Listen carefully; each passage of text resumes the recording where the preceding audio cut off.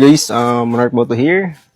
So, share ko lang tong ating nabili natin sa TikTok na cross bag, waist bag, and chest bag. So, ang brand niya pala nito ay Island Elephant. So, ganito yung design niya. At saka, ito nga pala yung bago nilang design ngayon sa Island Elephant. Actually, may iba't ibang kulay ito. Ito yung black nila na may konting white. At saka meron siyang pink, meron siyang red, maroon red at ayun. So, madami pang apat na kulay na mapagpipilian. So, ganito siya. So, mayroon siyang dalawang pocket. First, dito sa baba. Sa harapan niya. Yan. Then, dito naman sa main niya. Napakalaki. So, kasi yan. Kahit anong ilagay mo dyan. Maybe power bank, kaya yung ilagay dyan. So, kung nalagay ko siya dito. Good.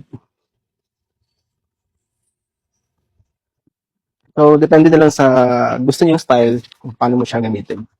So, kung interesado po niyo itong ating chest bag, waist bag, at saka crossbody bag, check nyo itong yellow basket.